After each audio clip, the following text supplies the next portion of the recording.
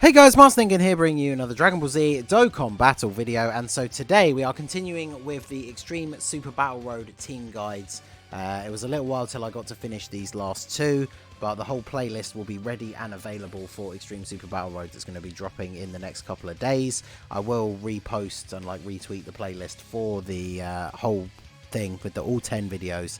In case you guys did miss the previous ones. So we're going to jump in straight away. Extreme AGL. We're going to talk about my top tier picks as well as a couple of honourable mentions. As always, if there are any units that you think should have been discussed that I missed, let me know down below in the comments and we can talk about them more down below. So we're going to start off straight away with the Metal Rildo. Obviously, every single video I'm going to say this. I've said it in all the other ones, but the 50% support units, if you have them, are absolute must-haves for the team. Not only do you get that huge 50% attack and defensive buff, they have that nuking style passive and change orbs to their own typing. So they're able to pick up a ton of orbs and tank reasonably well. Or you can put them on rotation, like they can help out LRs to get 18 key or 24 key supers. That's really good. And then Rildo greatly raises his attack and defense, so he's actually able to tank very well as long as you pick up a decent amount of orbs. And he also seals super attack, which is very, very useful for Super Battle Road, because obviously many a no item run has been scuppered by a super attack right at the wrong time. So having units that can seal is very, very useful. So he is a must-use. He's got a really good leader skill as well, because Extreme AGL, there are ways to make teams with categories, but having a 120 leader is the most consistent way, of course, to get the full selection. And he does give 4 key instead of 3. So definitely a must-use on the team, even if you don't use him as the leader. So then we go on to the next, the 120 Extreme AGL leader, our boy, the Lobster God himself, Super 17. He doesn't have his Easy A on Global yet, so he's not quite as good as the JP counterpart at this point, but he still has 40% damage reduction, and then he builds up his attack by getting hit. So without items active, because he doesn't have any defense in his passive before his Easy A, even with 40% damage reduction, he will still take a fair bit of damage. But if you have someone on rotation that is boosting his defense, he definitely can tank very well. And then obviously once he's fully built up, he's able to deal reasonable damage. Obviously, once we get his Easy A, he's going to be much, much better. I'm not sure how he would hold up for no items run, but if you've got like a defensive item active like a Whis or an Icarus, that comboed with his built-in damage reduction, he's not going to take a huge amount of damage anyway. And then someone who's perfect to run alongside him, they link super well, is the Android 13. In his pre-transformed state, he gives Android allies 2 key and 30% attack and defense, so that helps the Super 17 as well in order to tank hits. He's got his own very reasonable attack and defense. He does have a medium chance to stun as well, which is very, very good. You can use him as a leader. It is very possible to make a full Extreme AGL target Goku team. I don't think I brought that up here, so if we bring up the tab, hopefully it won't take forever to load. And we can have a look at the Extreme AGL options. So LR Baby's on there, who we will talk about later. But as you can see here, you can field a full Extreme AGL team. Some of them not the best, some of them not on this list, but you can make that team. And then obviously you're running under a 170 leader skill, so it's going to make it a little bit easier overall. And then of course, if you do get to the point of transforming, which is it turn? It's 5 turns, so you're a little bit unlikely in Super Battle Road for it to last 5 turns. But of course, if you do get the transformation, you get guaranteed crits against Gokus, which you're very likely to fight a Goku in the last fight of the Extreme Super Battle Road stage, so that could be useful. But like I said, I don't think you're going to make it to 5 turns most of the time. So then we go on to Baby. As I already mentioned, he has an artificial life forms category, which I don't know if you can make a full team, but that's, if you want a slightly higher than 120 leader skill. And then of course he does have extreme type AGL types 4 key and 100% for anyone who isn't in artificial life form, so you absolutely could use him. If you have a pretty built up LR Baby, you could use him and a friend if you can find one, and they would be very, very powerful because he lowers attack with both of his supers, so that's really good for Super Battle Road. And then he gets an additional 3 key and 50% attack when there's a pure Saiyans enemy, 3 key and 50% attack when there's a hybrid Saiyans enemy. A lot of the stages will have both, Like there's a Vegeta and Trunks fight. Where the last fight is often like Goku and Goten and Gohan, or there's like Goku, Goten, Gohan, Vegeta, Trunks. So there's a lot of opportunities for his passive to be fully maxed out, so he can hit incredibly hard. He is a very, very good unit. And of course, you do have the high chance, which is 50% of turning into a Great Ape when HP is 40% or less. So this could trigger, if you take a bunch of damage in the last turn of finishing off one of the fights, you could go into the next fight and then immediately transform into the Giant Ape version. He does get extra ki per orb, so it's a lot easier to get his super attacks, which makes sense because he's still an LR, so he still has an 18 ki super, which obviously a little bit harder to get once you've transformed into a Great Ape. If you're running him under 3 ki leads, he's only going to have 6 ki, so you're going to want to get 12 ki to get his 18 ki super, which thanks to his passive means you're only going to get 6 orbs, or what, 4 AGL orbs, so that's not too bad. Then we go on to, what is this? Why do I have this open? Let's close that. We got AGL Golden Frieza. So he has his Easy A now. He can hit reasonably hard, which is good. That's where he was lacking before his Easy A. And then he's fairly self-sufficient, gives himself some extra ki. He's got a decent amount of attack.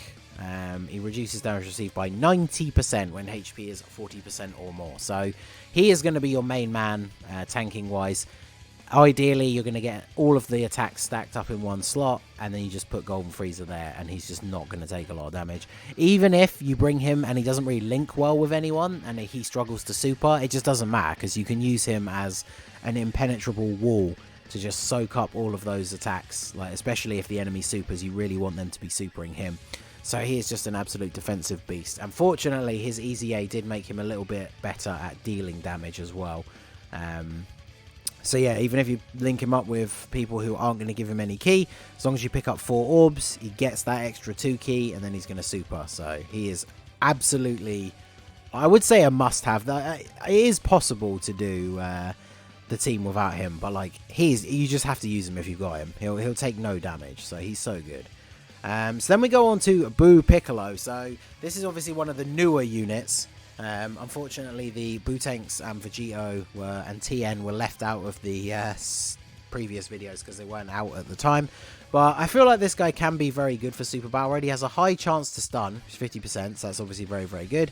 He recovers HP at the start of the turn. He's self-sufficient for ki and gives himself a nice big buff.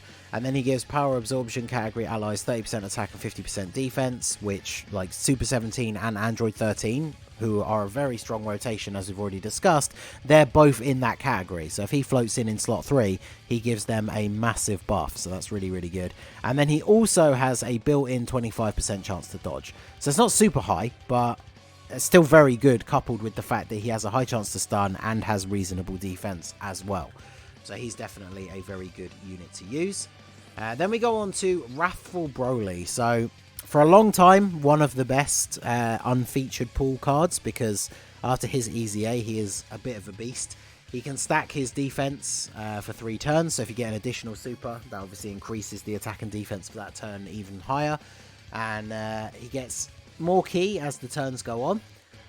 He gets 70% attack and defense off the rip, and then an additional defense 20% with each attack performed, and an additional attack with each attack received. So you need to perform the attacks to get the defense. So ideally, you don't want him in slot 1. You want him to at least get off 1 attack before he's going to get hit. But once he's fully built up, he can actually tank really well.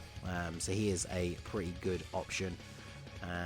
Then we go on to AGL Rose. So Rose, always been a bit of a beast. He's a very good support unit because he gives 3 ki and the 30% attack to everybody on the rotation. And now with his Easy A, he gets 30% defense with each attack received, so that can build up reasonably well. The first couple of hits, he will get hit pretty hard because obviously he doesn't have any other defense in his passive. But he greatly raises defense for 1 turn on super, so again, you really want him to be supering before he's going to take any hits. And he's going to hit nice and hard, as well as give support to everyone else on the rotation. So another great guy to run alongside him specifically as well is the AGL Zamasu. He again is another unit. He has built-in damage reduction. He recovers HP when HP is 70% or less, and then on the 3rd turn he of course transforms into the Fusion Zamasu, who he'll probably be for the remainder of the run. self-sufficient for ki, nice big attack buff, 40% damage reduction, recovers 10% HP when HP is 80% or less, very, very good. Does immense damage, so he's going to be hitting really hard. Obviously, a lot of these units, because of the Link update, like he's got Big Bad Bosses, which is an incredibly good Link at level 10. So, yeah, he's just a very strong option. The rotation of him and Rose is going to be very, very powerful. So, then we go on to Turles. Turles, for the longest time, considered one of the top-tier support units. So, obviously, for Extreme AGL, he's very, very useful. He does have a 30% chance to stun, which is good. And then he gives all allies 3 ki, 40% attack, and he gives super class enemies attack minus 15%. So that's really good for Super Battle Road. You always want to be nerfing the enemy's attack where possible. And then, of course, you do have a 25% chance that he will transform when HP is 80% or below. Now, when he transforms, he's no longer a support unit, but he does immense damage, and his chance to stun goes up to 50%. And he just hits incredibly hard. He doesn't nerf attack anymore, but he hits super hard. He recovers HP at the start of the turn, and he can tank really, really well once he's transformed. So he is a very, very good unit to bring.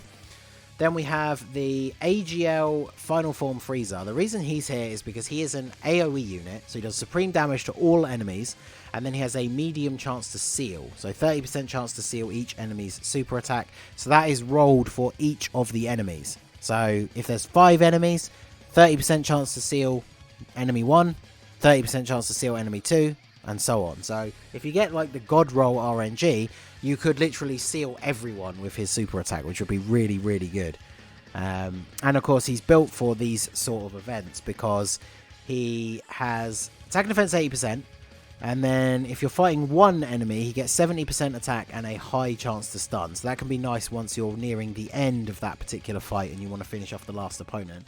But at the start, when there's multiple enemies, he gets 5 ki and attack and defense 50%. So he's basically going to auto super and get a little bit of a attack and defense buff. And then you can just hit everybody, potentially seal some of them.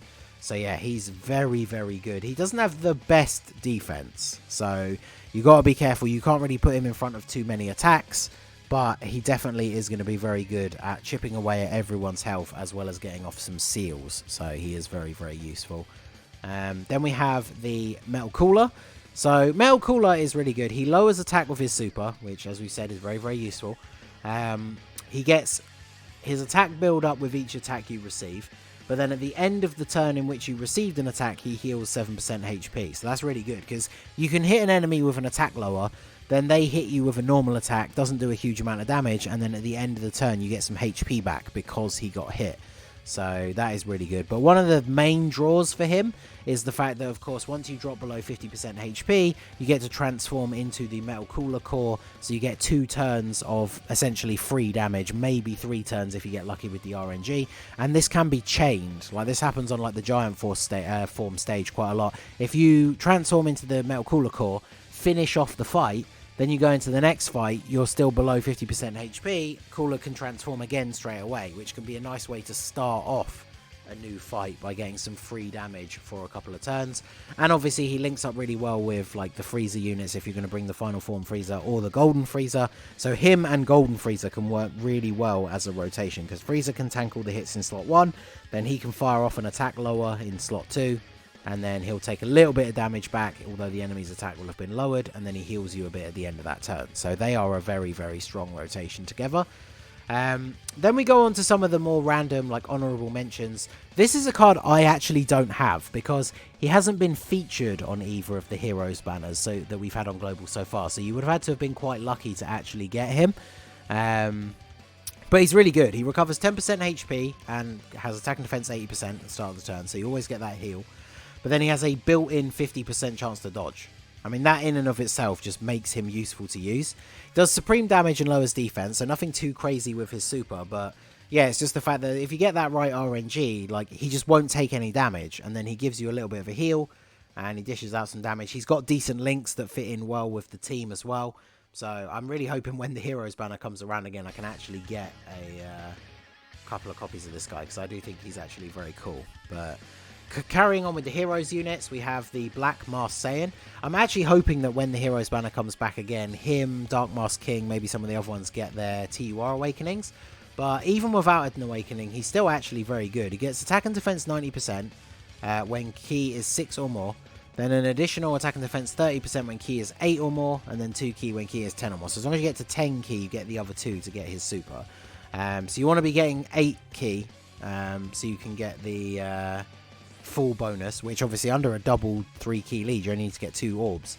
The problem with this is the way Dokkan factors in these things when it's like when ki is X or more. This is only calculated when he goes to attack.